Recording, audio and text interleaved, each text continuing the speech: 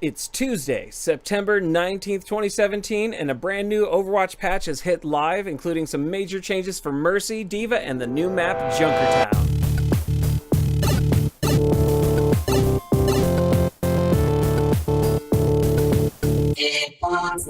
Welcome back to Int Plus One channel. This is Carl. Today I'm doing patch notes for today, September 19th, 2017. Now, I don't actually have an official build number here. I opened up the Blizzard client and it looks like this should be 1.15.0.2, but the last patch notes in the Blizzard client are actually for 1.14, so I think this is 1.15.0.2, but I know it is today, September 19th, 2017.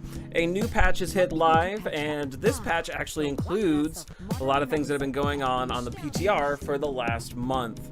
So with that said, let's go ahead and check this out, because I'm actually kind of excited and maybe a little scared, actually, for those Mercy changes, because, well, I'm a Mercy main, and it's gonna have an impact on the way I play. So let's see here, we got a new patches live on Windows PC, PlayStation 4, and Xbox One. Read below to learn more about the latest changes. Alright, so the big deal for this one is the new escort map, JunkerTown. Now, the last time we got a new escort map was last year, actually, shortly after Ana was released. That, of course, was Eichenwald. For those of you who have joined the game recently, yes, that was not a that was not a map that was actually available at launch. It was actually the first map introduced. So we've gone through this cycle of a hybrid payload. Oh, actually, this isn't even, I think, a hybrid payload. I think it's actually a straight escort. So this is actually the first straight escort that we've gotten since release. Alright, so JunkerTown is located in the harsh and unforgiving Australian outback. Constructed from the remains of a destroyed Omnium, it is now the home to a band of lawless scavengers known as the Junkers, led by their cutthroat queen. Why they aren't pillaging the Omnium skeleton, or when they aren't pillaging the Omnium skeleton for anything of value, the Junkers blow off steam in the scrap yard, a massive gladiatorial arena whose combatants fight for glory, riches, and to survive. Excuse me. Now, I do apologize about the coughing there. So, had a chance to look at this map, actually, when it was first on the PTR. I think it looks amazing. There's a lot of these little lore tidbits about the JunkerTown Queen. We got this really kind of fun Overwatch short with Junkrat and Roadhog that kind of gave us a little bit of background and everything as to what was going on. Then, of course, after that, we got that beautiful, beautiful animated short with May. First one we had in a while, actually. The first time we had an animated short since the release of Sombra. So definitely a long time coming, to be honest. I'm surprised it took them so long to release it, but it was wonderful. It was very heartfelt, and it had some pretty good production value, so I'm not complaining. I think this map is going to be amazing. Once I finish, recording and uploading these patch notes, I'm going to go ahead and probably get on for a couple hours, because, yeah, I'm a little nervous about these Mercy changes, though, I'm not going to lie. But let's not take things too out of order. Okay, general updates. General, Xbox One players whose live reputation has been downgraded to avoid me will remain in the same matchmaking pool as the other Overwatch players.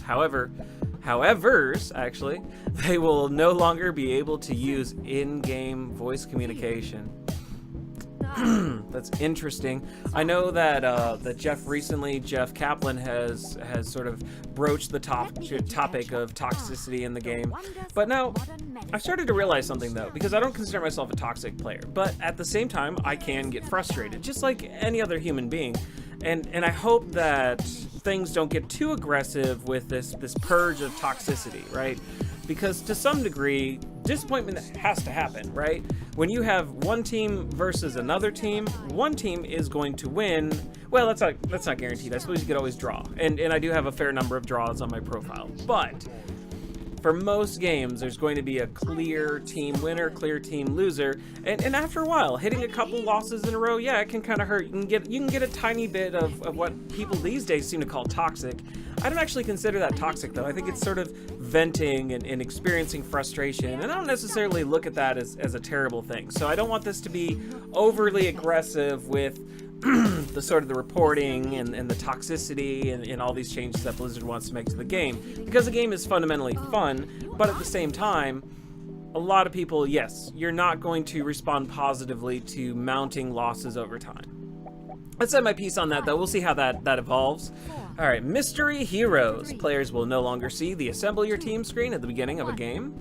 Players who purposefully kill themselves will no longer respawn as a new hero. However, their ultimate ability will reset, and anything that's been placed, i.e. Torbjorn's turret, will despawn.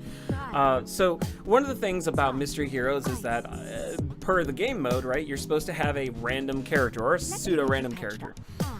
Now, the thing about that is that, yes, what you could do prior is you could choose to jump off a ledge, kill yourself by other means. You know, Farah, I've seen kill herself with rockets. Those are all very possible, or were possible, so this kind of prevents that. And since it's the spirit of that game mode, I can see why they did this, right? I mean, you know, Mystery Heroes is kind of this mode that's the great equalizer. It doesn't allow you to pick your comp. It doesn't allow you to choose your overall team composition in general, which is what I meant by pick your comp. I realize I use a lot of terminology that not everyone's going to be familiar with. And so in some cases, you can be dealt bad hands, and the other team can definitely be dealt a better hand. But hopefully this kind of keeps it a little more balanced. Alright, so players will no longer be respawned as the same hero. So not only can you not kill yourself to get a new hero, you're no longer going to spawn twice in a row as the same hero, because that would happen sometimes too. Or in some cases, like I would pick a character and I'd happen to be that character, but now you can no longer pick a character either because it's redundant, right? I mean, you're going to get a random pick. So overall, actually, it looks like they kind of finally integrated all the advice that the community was giving about the Mystery Heroes mode, and I'm glad to see that. I am glad to see that. Let's see. These changes also apply to any custom games where the respawn as random hero option has been enabled. Alright, so we got some UI updates. The skull icons that indicate where teammates were killed throughout the map have been replaced with hero portrait icons. Now, I know we haven't gotten to the Mercy changes yet, but because of the Mercy changes, I think that this is necessary. I don't even know that it was necessary beforehand, but now that Res is becoming a 30-second ability as opposed to an ultimate ability that can resurrect multiple people, knowing who you're bringing back is fundamentally important. And you couldn't necessarily do that before, right? You would resurrect people, and sometimes it would hit somebody you didn't think it was going to hit. You know, so trying to be aware of their deaths. I would actually try and keep my eye out for their actual in-game model body to know who I was rezzing, for instance. But having these portraits, I think, is a really, really cool idea, and I'm glad to see them integrating that into the game. All right, so then we got third-person camera view will now frame the action automatically when spectating or waiting to respawn. I am not sure what that means, actually. Will now frame the action automatically? 2, 1. There are very few times when I'm doing patch notes that I actually have no idea what it's talking about. In this case, I have no earthly idea what it's talking about. Because you can either watch your kill cam or you can spectate while respawning. And I mean, you can control the camera while you're respawning, or at least I'm pretty sure you can. I don't know. I don't actually spectate. I always watch the kill cam because I want to learn as much as I can about the other team. Oh my gosh, I cannot clear my throat and it's driving me insane. Okay. Sorry about that, you all. Hero updates. Alright, so one of the big changes is D.Va, because they added a new ability called micro missiles, and these are not micro machine sized missiles, but they're like a secondary alternative projectile that you can fire while you're actually also firing your is it fusion driver? I can't remember if D.Va's main ability is fusion driver or not, but D.Va fires a barrage of small rockets that detonate on impact, dealing damage in a limited radius around each explosion. These can be fired while D.Va is using any other ability or firing her fusion cannons. Fusion cannons. Okay, that was the term I was looking for. Fusion driver might actually be the weapon that Orisa has. So this does mean that, unlike a lot of abilities, you can actually use this concurrently. So while you're firing your infinite ammo normal fusion cannons, you can whack the button that says shoot some micro missiles too, and that'll work. And in fact, actually, we'll get to that in a second, actually. So, all right. Now, what they did to Defense Matrix is really interesting, because what they've done is Defense Matrix resource meter will now deplete twice as quickly. So the previous amount of time that you could deploy Defense Matrix overall was 4 seconds. This has been reduced to 2 seconds. Now, one of the reasons why this is important is that has a huge impact on D.Va's usability. Defense Matrix is one of those abilities that pretty much qualified her as a tank, right? You know, you have heroes like Orisa or Reinhardt, and they have a big shield. Same with Winston, right? Those confer a defensive capabilities to your team, allows them to kind of offset the damage they might take by being able to soak damage in a way that doesn't impact them. Now, ultimates like Pharah's, for instance, that actually last quite some time, it was plausible to eat the majority, or I guess potentially all, of Pharah's ult with the previous amount of time on Defense Matrix. This is now no longer possible. This also means that the strategy of boosting into a hero's face, putting up Defense Matrix, and then going into attack is going to change a little bit, right?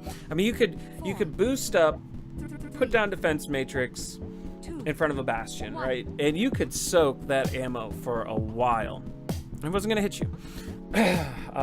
Now your max amount of time for that is 2 seconds. That's not a lot of time, right? That's not a tremendous amount of time, so we'll see how that plays out. But I think that this is going to alter her playstyle. And actually, these changes that I'm seeing here, because not only is Defense Matrix going in half, but energy regeneration per second has been increased to 12.5%. Now that's not a big change, right? That's actually pretty small. Yeah, that's a pretty small change, right? I guess it's a quarter of a change. But at the same time, yes, it regenerates a little bit faster, slightly faster, but it's not going to offset 4 seconds to 2 seconds for Defense Matrix. And so we can see here boosters. Those are her rockets. Fusion cannons can now be fired while flying. D.Va's gone through a lot of changes overall, right? She was really powerful at one point. People viewed her as sort of a bruiser. They viewed her as someone who would interrupt and harass behind the front lines in sort of a similar way as to Tracer, just a larger health pool Tracer with infinite ammo. Then we kind of got some nerfs. We had some changes to the way her health pool was conceptualized. You know, hey, let's give her some extra armor. Let's take that away. Let's adjust about 200 to armor. Maybe I think was at one point what was done. Now that's been a while, so I actually don't remember if that's the correct amount, but that sounds really right. Now they've giving her the ability to fire while flying, also fire the micro missiles while flying, does give her more of an offensive push. Taking away her Defense Matrix duration, we're really splitting it in half, makes her less tanky. Right now, they haven't adjusted her health pool this time around, so she still has a high health pool. I'm sure as Mercy, I'm going to continue to fly around and follow Pharah and heal her and build my ults, though it's a different ult now, so I don't know, that might change my playstyle too. But I'm not sure about these changes, and I know a lot of people in the community are not sure about the D.Va changes specifically. Kind of starts to take her out of the tank category and puts her more in a tank and offensive hybrid category. But then again, you know, some people conceptualize Mei as an off tank, some people conceptualize Zenyatta as like a support and offense hybrid, kind of a glass cannon. So maybe they are trying to hybridize roles a bit more. But I do agree with some of the things that I've read online where people feel like they're kind of making everyone, they're almost normalizing everyone. Everyone can start to do a lot of damage, right? Lucio does a lot of damage these days, a lot more than he used to. They've also decreased the amount of healing he does, decreased the radius of healing that he does several times. Ana used to do a lot more healing. She also used to do a lot more damage, and she's in sort of a weird spot now, especially on console. On PC, I guess she still is used a lot. On console, I almost never see anyone use Ana, or if they use Ana, in a lot of cases they could have been better off picking someone else. Only on console, right? Because I am aware that her healing per second is the theoretical highest, but without the precision for aiming on console, it's a wash, right? Mercy is definitely more represented on console than it is on PC. Even Zen's picked a lot more than Ana is on console over PC. Alright, so jumping back over here, developer comments. D.Va's defense matrix uptime has proven to be too strong, but simply reducing it without making other changes would make her too weak and far less interesting to play. Instead, we're adding a new ability and giving her the ability to fire while flying. These changes give D.Va new options while maintaining Defense Matrix's ability to shut down big enemy attacks. Again, I don't know that I agree. I mean, yes, D.Va tends to be a typical pick in a lot of compositions. You know, D.Va plus Winston is a popular team combination. D.Va plus Reinhardt is another popular combination. We'll see. We'll see if D.Va maybe falls back in the ranks a little bit. It's entirely possible. All right. Now we're getting to the changes that, they matter to me, right? Team Mercy here. Anyway. Okay, so Mercy, Resurrect, formerly Mercy's ultimate ability. And by the way, this is an interesting precedent to set. We have, well, I could say maybe that's true for Symmetra. What I was going to say is we've never seen the ultimate ability change. And even considering the way that they did Symmetra's ultimate ability change, I feel like it's fundamentally different. Because instead of replacing Teleporter, they actually augmented Teleporter with the additional option for, or you could build a shield generator. Right now, Mercy's ability is straight up being changed. And that's unprecedented, right? That would be like changing Reaper's Death Blossom to something entirely different. It's just not going to happen. Yes, you know, they did make these big fundamental changes to Reaper. He now absorbs 20% of the damage he does. He's been doing that now for a couple patches. But they've still never actually said, oh, you know, that ultimate ability needs to go and be replaced. Mercy is practically a new character with this. And I hate to say that. I mean, her core gameplay when she's healing hasn't necessarily changed so much. But the way that she interacts with the team and her ultimate ability is changing dramatically. And I mean, this could be the biggest change. I'm not just saying that because I'm a Mercy main. This could really be the biggest change in the game. Because no longer is there the opportunity to erase the other team's ultimate. And I actually didn't think that was a bad mechanic. I'm really disappointed that they've taken that away. You know, Mercy has played this way for about a year and a third, right? And now I'm not sure about her viability. But, okay, Resurrect. Resurrect is now an ability that targets a single player instead of every player within a radius. That radius has been reduced to 5 meters. Now that is a disgustingly short distance, okay? You have to be pretty much right next to another player because your average team speed of movement is, in fact, 5 meters per second. We are talking about you can only resurrect someone from the point that you are standing to where you could walk 1 second later. That's it. It doesn't mention it here, but it is line of sight as an ability.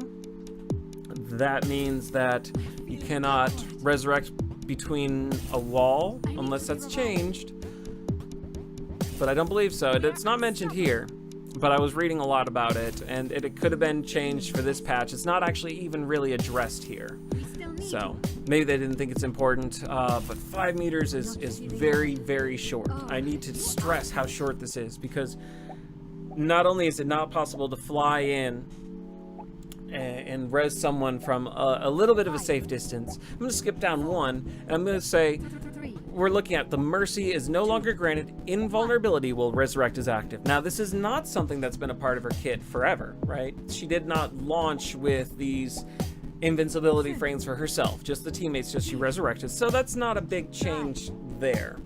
What is a big change is Resurrect being an ability at 5 meters with no invincibility frames means that you will probably have to consign yourself to knowing that you will die coming in to resurrect a teammate. Right? And I don't know if it confers the invulnerability to the person being resurrected, though. I'm hoping that they at least kept that, because that was part of her original kit, but with the major change that this is, I don't know that I have any faith for them keeping it, keeping that even. Also, the ability cooldown is 30 seconds.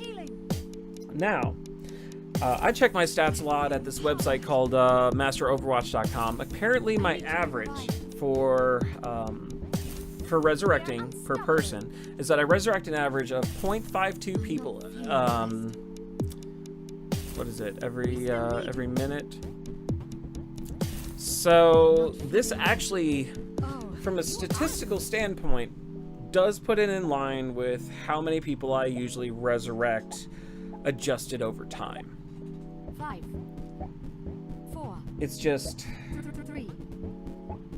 Only being one at a time per person, I still think that I'm going to see an overall drop in my ability to resurrect teammates. All right, so let's talk about Valkyrie. Which is actually, when I read about these changes, I ordered this shirt because it actually is basically the Valkyrie player icon and everything. I think it's literally called Valkyrie in game. And I was like, all right, these Mercy changes are going to go down. Let me go ahead and get this shirt, and I'll wear it special for this patch. Okay. So, Valkyrie, new ultimate ability. Valkyrie unleashes the power of Mercy's Valkyrie suit, enhancing her weapons and abilities for 20 seconds. Let me tell you, too, on PTR, they had made this ability very strong, and I was actually kind of excited because I thought it might offset all these changes to res. What's survived, however, is not quite the power level that I was hoping for. This is a little bit more muted, but let's go ahead and read. All right, so Kadesha Staff. Mercy's healing and damage boost. Boosts. What? Mercy's healing and damage boosts beams. Okay, gotcha. Anyway, the yellow and blue beams that come out of Mercy's staff. They now affect all allies near the targeted teammate, and the staff's effective range has been extended. You can conceptualize this by sort of visualizing Orisa, okay? And, she's like, team up for special attack, You got those blue lines everywhere or whatever. Same thing, except now also with healing. So it makes her like a hybrid Orisa and Lucio for like a little while. However, Mercy's of course got more concentrated healing per second. So this is actually very interesting, but it's one of the few times that I feel like they've actually hybridized an ability with already existing abilities. Okay. Caduceus Blaster now has infinite ammo and increased projectile speed.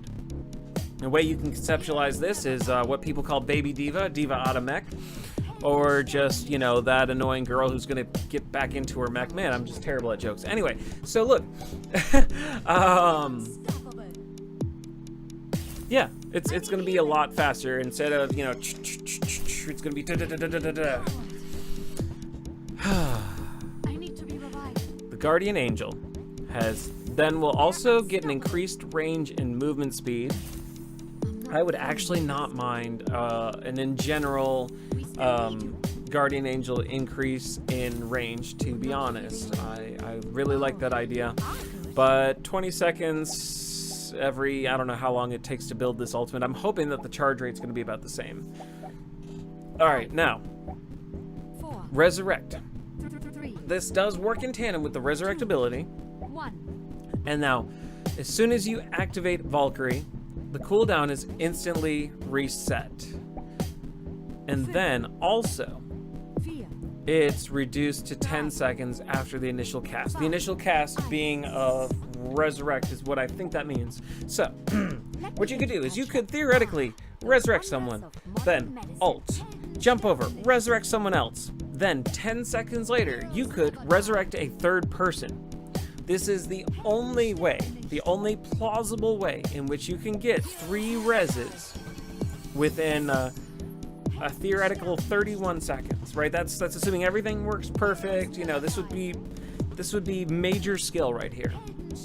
But it does confer a little bit more of a benefit to res. So you could hold your res, pop it, pop ult, res again, fall back a moment, shoot people up like crazy, and then come back and res. So this does make Mercy have a little bit more damage potential, right? I mean, we always knew that Mercy's pistols do a surprising amount of damage. I've certainly said so for quite some time. And we're about to see a lot more surprising damage per match. Alright, this is really interesting. So she's got the ability Hover. Mercy gains the ability to fly freely at increased movement speed. And we are talking about almost like Lucio level movement speeds. So it's actually pretty significant. Now here's the other thing to realize. It's easy to say, well, Pharah flies. Pharah doesn't really fly. What she does is she has short bursts of upwards vertical movement and then a slow descent, right? She never truly flew, as someone I was reading online stated, kind of she was falling with style. And as much as of a fun quote that is, it's also kind of true. So this is now the very first character that actually straight up flies. Now, it's a little disappointed because I was hoping for a hero that could always fly eventually. And I think that this might delay or even prevent the release of a hero that actually typically flies, as opposed to flies for 20 seconds every time they can get their ultimate ability.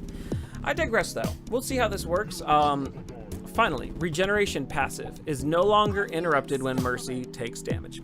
So the current rate is every 1 second that Mercy does not take damage, she begins to regenerate health. Now, if you do take damage, that's reset. And so while you're in Valkyrie mode, you're also constantly gaining health at your normal health regeneration rate, in addition to rapid fire and all that. I know these sound like amazing changes, but they actually change the core of her gameplay style, and that does concern me. So pray with me, everybody. Pray with me that the Mercy's gonna be okay. Ah! Alright, I know, anyway. Alright, we got some developer comments. Well, resurrecting downed allies is a core part of Mercy's gameplay. The way her ultimate functioned was causing a number of problems. It was frustrating to play against, and it incentivized Mercy players to hide away from important battles instead of taking part in them. This version turns Resurrect into a single target ability. It's still an important part of Mercy's kit, but plays much better for both Mercy players and her enemies. Valkyrie, her new ultimate, gives her the opportunity for big game making plays and opens a number of new options for her. Alright, and then we got one change here for Reinhardt. We're actually through the bulk of the really cool important stuff. This is where it kind of gets boring, right? Because Mercy changes, D.Va changes, and JunkerTown we're really what this video is about, so I don't blame you if you go ahead and cut it off here. But let's go ahead and go through here anyway, okay? Reinhardt, barrier field. Holding primary fire while your shield is active now allows you to rotate the camera. This is actually a really good quality of life change. It allows you to rotate the camera, see who's behind you, and kind of can help you position yourself and your shield to better protect your teammates. So I'm all for this. This change gives Reinhardt more situational awareness. This change gives Reinhardt more situational awareness while using his shield, allowing him to keep an eye on the battlefield while still protecting his team. A new movement relative to camera during barrier-free look Option can be found in Settings Controls. Simply select Reinhardt from the drop-down menu. This allows players to change the way Reinhardt moves when Barrier Shield is active and players are controlling the third-person camera movement. Alright. Bug fixes. Alright, General. Fix a bug that caused custom reticles to appear transparent and ignore opacity settings when their thickness was set to 1. Fixed a bug that caused control matches to be played in a best-of-5 format when creating a custom game using the competitive preset. It's not really a bug. You guys changed it to best 2 out of 3 instead of 3 out of 5. Just saying. Fixed a bug that prevented players from requesting a highlight while viewing a kill cam after being killed. Fixed a bug that prevented voice lines from playing after players received 5 votes on a commendation card at the end of a match. I've actually seen that. It's not a big bug, but thanks for addressing it anyway. They fixed an issue that prevented players from automatically joining match chat, even when the option was enabled. Now that is something that's driven me a little crazy. So, ever since the previous live patch, every time I would go and join team chat from group chat, if I was going from, say, attack to defense or defense to attack, it would kick me back into group chat.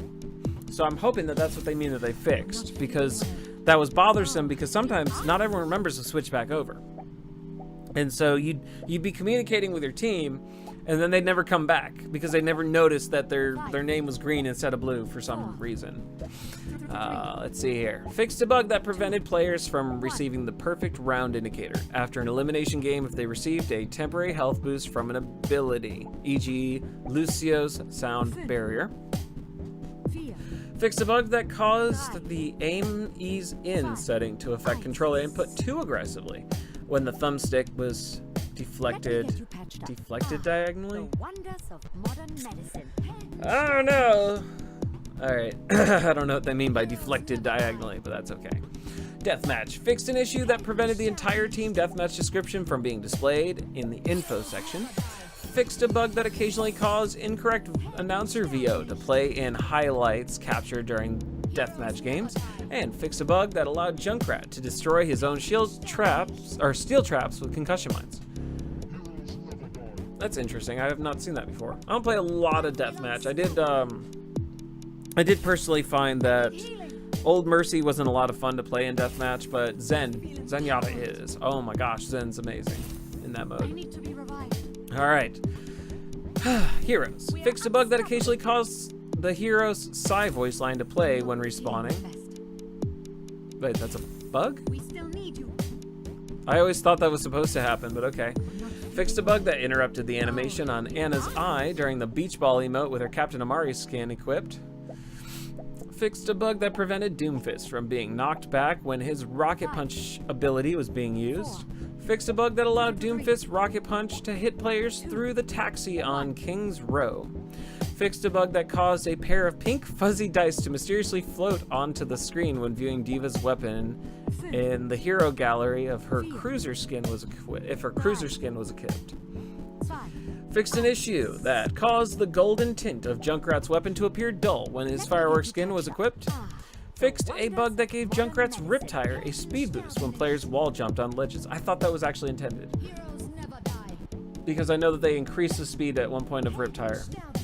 Actually, they've done a number of things to make Riptire a little bit easier to execute, and now at this point I think Junkrat might be a little overpowered with his recent buffs plus the speed increase. Cumulative speed increases actually to Riptire. Alright. Fixed a bug that occasionally caused Mei's Ice Wall to launch players into the air. Fixed a bug that caused Mei's ultimate ability to appear friendly. It failed to change from blue to red after being reflected by Genji. Now I wonder if that, okay, appearances though, I don't know if that actually changes who it targets. Fixed a bug that prevented Roadhog's chain hook icon from being displayed in the kill feed when it caused an environmental kill. Fixed a bug that caused Symmetra's photon barrier to indicate a 10-second cooldown when the red cannot use icon was active. Using D.Va's melee attack no longer cancels micro missile barrage. I don't think we ever would have noticed this ever since micro missiles have just hit live now, but this probably affected PTR is what I'm thinking. D.Va's micro missiles are now interrupted by stuns, knockbacks, and other crowd control effects. Mercy Resurrect is no longer blocked by Steel Trap or Graviton Surge. That must have been introduced also in PTR because that's not been a thing on live. Mercy is no longer able to use Valkyrie to escape Graviton Surge and Steel Traps. This is just putting her in line with other characters that have movement abilities like Sombra, Reaper, and Tracer, whereas Tracer used to be able to blink out of Graviton Surge. Though it may be beneficial at times for some characters to have a way to actually escape these kinds of hazards. I think the fact that there isn't one is maybe actually more of a problem than a good balance, but we'll see. Maps. Fixed a bug on Eco Point, Antarctica that could cause a crate to block your view of heroes during the winning team lineup. Fixed a bug that allowed Reaper to reach unintended locations on Castillo. Fixed a bug that allowed some heroes to reach unintended locations on Horizon Lunar Colony. Fixed a bug that prevented reflections from appearing on weapons while standing in certain areas on Ilios. Fixed a bug that caused jump pads to bounce players higher than intended on Oasis. Fixed a lighting issue that caused some items on the last point of Route 66 to take on a pinkish hue when players used low video settings. Fixed an issue that caused reflections to appear overly dark while players were standing in areas of the cave-in on Route 66. Fixed an issue that caused excessive camera control and flashing lights when players loaded into the tutorial map.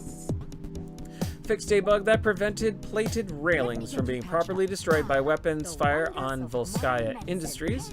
And fixed a bug that allowed players to reach unintended locations on Watchpoint Gibraltar. Whew. Okay, we're down to our last few. Okay, user interface. Remove the healing prevented statistic from Anna's career profile page. That's kind of weird, actually. I think that's a really important metric for her with her biotic grenade. Fixed a bug that caused Doomfist Rocket Punch UI to occasionally remain visible when respawning. And finally, they fixed a bug that prevented Doomfist Seismic Slam from accurately targeting moving objects, causing Doomfist to land in unintended locations. So we're actually at the end of this video, which is good because it's kind of taken a while, right? One thing I want to say is I did actually miss the last two patch notes. The last live and the last PTR. So I'm sorry, especially for those of you who did subscribe to this channel because I do a lot of in-depth Overwatch coverage. Let me be 100% with you. I have been crazy busy. And when I say crazy busy, I mean that Friday, I work from Friday at 4 p.m. to 3 a.m. on Saturday. And then on Saturday, I work from 2 p.m. to 3 a.m. on Sunday. So within that two-day period, I guess it's really 3-day period, I'm working almost 20, what is that? 13 and 11, that's like 24. I'm working 24 hours within a space of about a little over 2 days. And so the prior part of the week is actually me trying to catch up on the schoolwork, trying to catch up in real life, and yes, sometimes I also like to relax. I've been playing some games. I got a 3DS, actually it's a 2DS really, and I've been playing Bravely Default, and the last time I had a chance to sit down and record was August 15th. And that's a little unfortunate. Now I'm going to try and fix that. I still have a lot of content left over from when Pete and I recorded Shadow of the Colossus that I can publish from time to time.